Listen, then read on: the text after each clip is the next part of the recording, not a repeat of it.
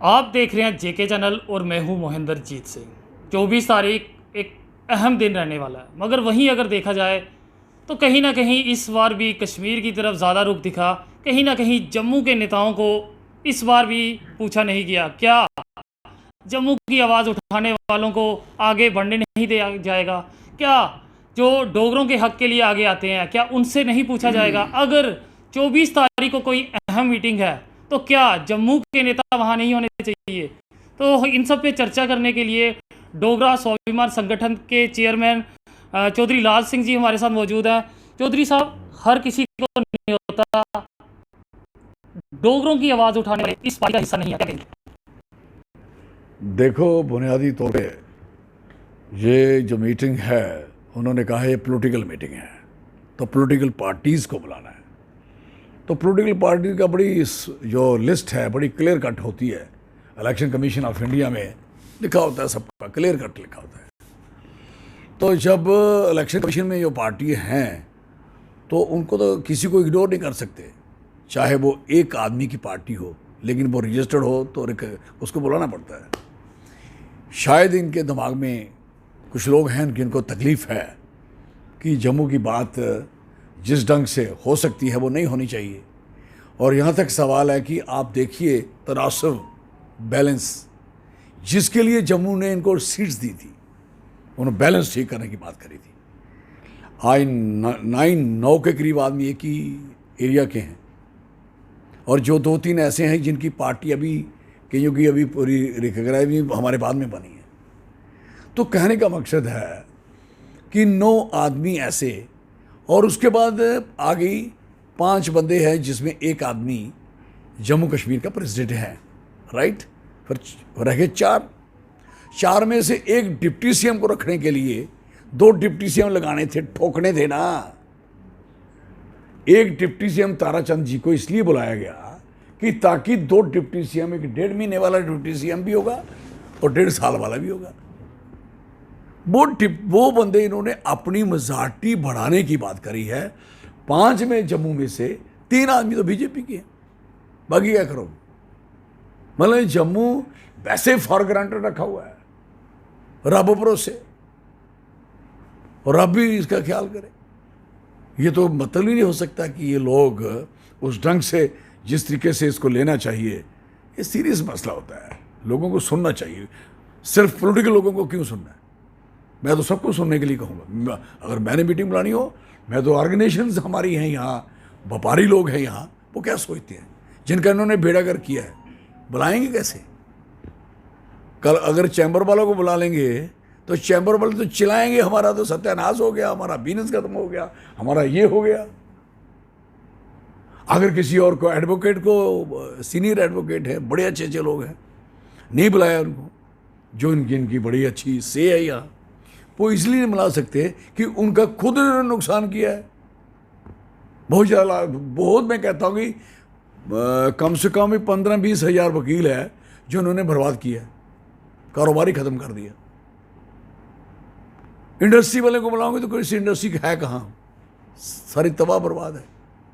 Tourism industry वाले को किसी को बुलाओगे तो फिर क्या मिलेगा? मैं कहना चाहता हूँ कि इन लोगों को, जम्मू में बड़े अच्छे अच्छे लोग हैं, मैं देखता हूँ जो जम्मू की बात करते हैं वो होने चाहिए। कश्मीर के अच्छे लोग हैं, उनको कश्मीर के लिए बुलाना चाहिए। ये वही की वही सेम की सेम कहानी जैसे पहले होती थी। अब इनका पता है इनके पास कोई आए या ना आए, लेकिन इनकी तो लग गया कि हमने कैसे चलाना। वो इससे पहले बताइए, डिलिमिटेशन आप करा नहीं पाए। आपने कहा था ट्राइफिकेशन की बात करी थी, आप कर नहीं पाए। बाइफिकेशन आपने की, लद्दाख, वो भी लद्दाख के डर से। लद्दाख वालों ने बड़ा ज़बरदस्त दाड़ा दिया हुआ है। ये लद्दाख से कम डरते, चाइना से ज़्यादा डरते हैं कि लद्दाख को हम कैसे कैसे कैसे कैसे खुश करते रहे। लद्दाख ने हिल काउंसिल ली, लद्दाख ने झूठी ली, मांगी तो ली। जम्मू ने, आपने मांगी, मैंने नहीं मांगी, इसने नहीं मांगी, किसने मांगी? झूठी मांगी। कोई आपका है आदमी जिसे कहा हमें झूठी भी दे दो? जब मांगा ही नहीं तो दिया क्यों? बच्चा कोई चीज़ मांगता ही नहीं, ज़बरदस्ती उसको दे दो, हैं? तो वो चीज़ भी वो दे दो जिससे बच्चे की तबाही हो। हद है यार। तो फिर ये भेदभाव ख़त्म कैसे हो? भेदभाव ख़त्म तो होगा, ये लोग करेंगे ख़त्म।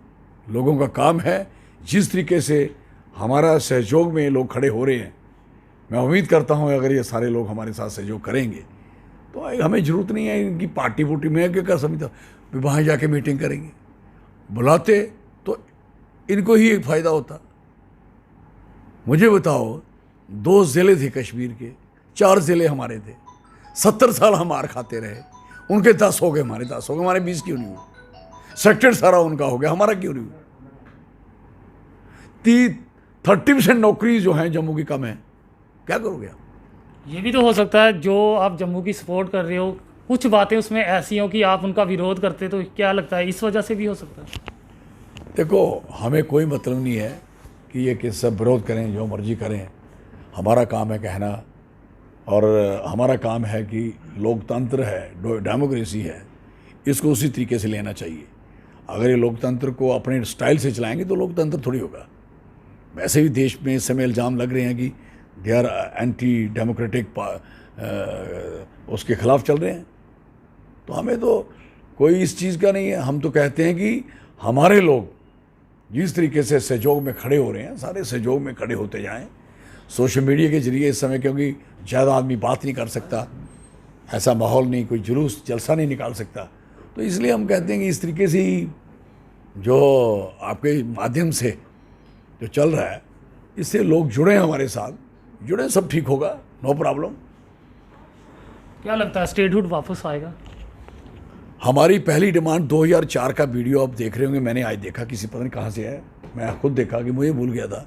2004 में मैंने कहा था कि जम्मू को अलग स्टेट बनाइए, और पार्लियामेंट में कहा था। उस समय 370 तोड़ने की बात नहीं थी, सिर्फ को स्टेट को अलग करने की बात थी, जम्मू अलग स्टेट बनाने की बात थी। क्यों नहीं बनाई? और आपने भी कहा था कि लोगों को यकीन था कि इन्होंने बनानी है।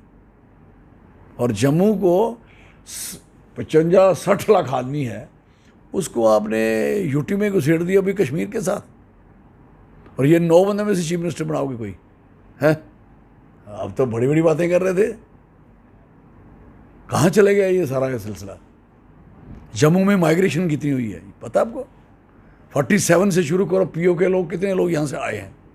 24 सीट ब्लॉक पड़ी हैं वहाँ उधर सेक्टर में, उसके असेंबली में। वो 24 में से कम 7-8 लोग, सीट्स के लोग तो यहाँ बैठे हुए हैं जम्मू कश्मीर के, जिसमें आप भी हो ना आप ही। तो कहने का मकसद है उनकी 7-8 सीट क्यों नहीं मिली? बंद पड़ी हैं, क्यों नहीं देते आप? नुकसान किसका है? और इसलिए आप लोगों को भी इन्होंने अलग अलग बसाया, किसी जगह नहीं बसाया, ताकि आप भी इकट्ठे ना होने, यूनिटी ना हो जाए। तो अब आपकी सीट जो है वो बनती है 7-8, वो कौन दे रहा है? क्यों नहीं देंगे आप?